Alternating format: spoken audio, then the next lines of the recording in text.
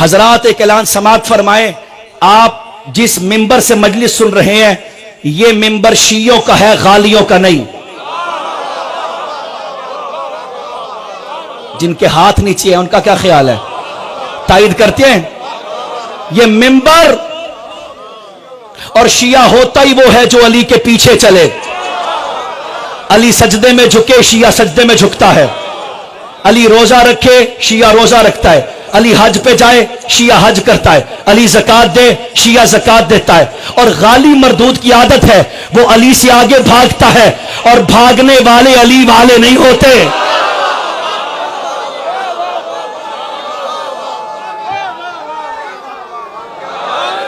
اعلان سماعت فرما لے میرے بھائیوں نے، مجھے معاف کیجئے گا، یہ کیا بےہود کی ہے ممبر سے؟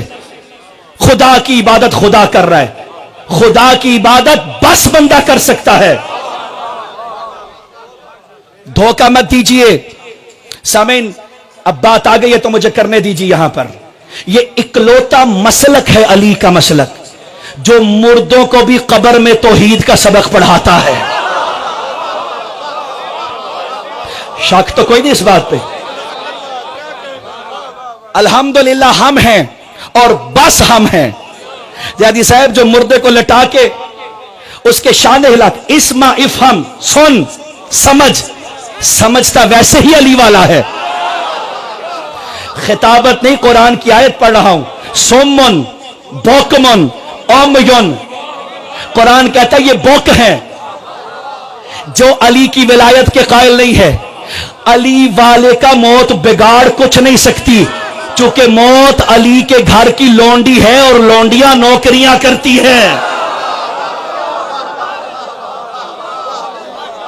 قبر میں لٹا کے مرحوم کو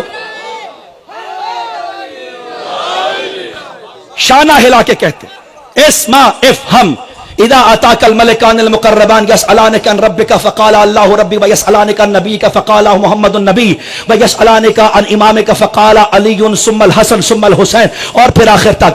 ہم جب تعویذ قبر بند کر دیں گے تو کچھ دیر کے بعد علی کے دو نوکر بن کے تیرے پاس منکر نکیر آئیں گے اور آ کے تجھ سے پرچہ حل کرائیں گے۔ پہلا سوال ہوگا تیرا رب کون ہے؟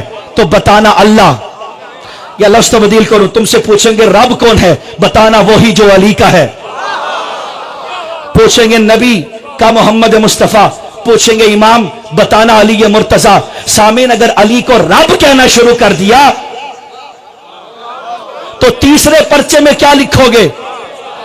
اور تیسرے میں فیل ہو جاؤ گے، اور علی فیل ہونے والوں کا امام نہیں، نمبر 1 کا امام ہے۔